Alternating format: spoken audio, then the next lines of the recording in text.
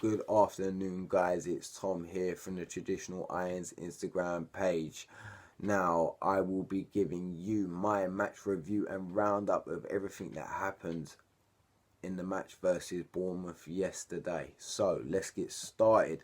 Both teams started with intent, both wanting to grab the points, both having chance early on.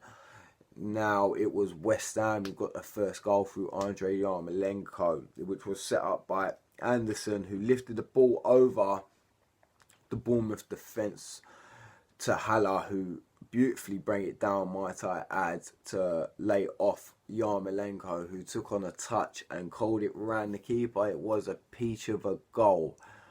Now, it wasn't long before the Cherries equalised. I think it was about 7 minutes after that. King's goal was originally given offside, but that was overturned by VAR, and to be fair, it was a goal. There's no complaints about that. But just before half time, we had a couple of decent chances.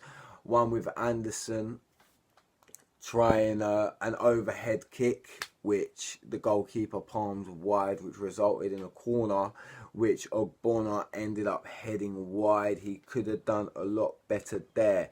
Also, just before half time, Fabianski got subbed off holding his hip, and there's rumours that he could be out for about 3 to 4 weeks. We will be talking about that further on in the video.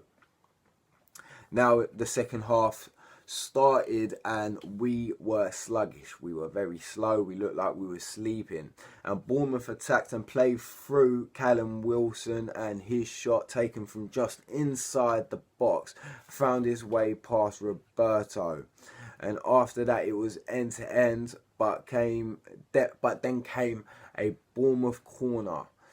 Now, this is where every West Ham fan's heart had stopped for a second, because that corner came in to Nathan Aki, who converted into of our nets. Now, VAR intervened with that goal and disallowed it. I'm not 100% sure why. I think and rumours are going around that someone was interfering with the goalkeeper who was offside. But don't hold me to that, I'm not too sure. After that, the Cherries came out again with Wilson, and he had a clear chance on goal, 1-on-1 pretty much with Roberto, but Roberto managed to pull off a save that kept it at 2-1. Then shortly after that chance came the equaliser through Cresswell. Yarmolenko crossed the ball from right to left, and Anderson headed the ball down for Cresswell to score, which was a deflected shot. Now, as the game came to the end, Bournemouth had a penalty shout, which was dismissed by the referee and was checked by VAR and came to nothing. The match finished 2-2. As I predicted, I thought it would be a draw, and I did say 1-1 or 2-2. But hey ho, I wish I put money on it, to be honest. Right, now here's my roundup on the match. Cresswell has been amazing the past 4 games. He has shown why Masuaku should be left out of the side. It's not only because he's scored 2 goals, he's also been brilliant defensively, to be fair. You can't knock him. He's getting himself into forward positions. He's playing with the same mentality he had in the last season of the Bowling. So how can you exclude him from the squad? Even if the defender scored 2 goals, he's keeping the other defender out the side. But he's also performing well defensively, and he seems to have built up a good partnership with Yarmolenko. Now, moving on to Sebastian Haller's hold-up play. Week in, week out, he does it beautifully. The play setting up Yarmolenko's first goal, where he brought the ball down. Not anyone can do that. I mean, he was at full stretch, and he managed to bring it down to touching distance. Also challenging a defender at the same time. Now, moving on to Fabianski's injury. It's worrying for everyone that he is expected to be out for 3 or 4 weeks. Let's hope this isn't true, and I hope you get well soon, Fab. Next point is Yarmolenko is in brilliant form with his third goal in 4 games.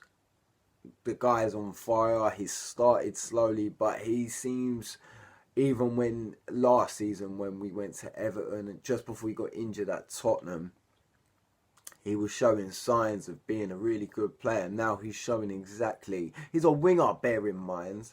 He's a winger and he's got 3 goals in 4 games. That's not, I mean, it's not obviously overly impressive, but it's good for someone who's been out for nearly a year. Moving on to Roberto, who made a couple of decent saves, and without him, that could have been the game ended for us, to be fair. So you can't really knock him too much, but I still see people on social media saying he's terrible. To be fair, I give the guy credit after his performance. I haven't seen him play as good as that in a West Ham shirt, and I've seen him play most of the pre-seasons and the cup games. He had an okay game in the first cup game, but that last one in the week, he was terrible. But I suppose we've got to deal with what we've got, haven't we? Next point is Rice was solid again. He was a class above the rest. He was cutting out interceptions left, right and centre. He was tackling people left, right and centre. Rice was doing what he does best, and that's be Declan Rice. To be fair, Noble had a solid game. Noble gave you what Noble gives you, to be fair, and everyone done their job and showed great character to come back from the 2-1 down. Now, one thing that makes every West Ham fan happy is hearing positive words come out of Gary Lineker's mouth for once, and I quote, he said after the highlights on Match of the Day, West Ham are up to 3rd, looking good and constantly improving under Pellegrini, and you could see it in his face, it pained him to say it. Now, that's all from me, guys, so don't forget to like and share, subscribe, and also follow the Twitter and Instagram. Keep an eye out for my West Ham versus Palace preview later in the week. Till then, come on you Irons.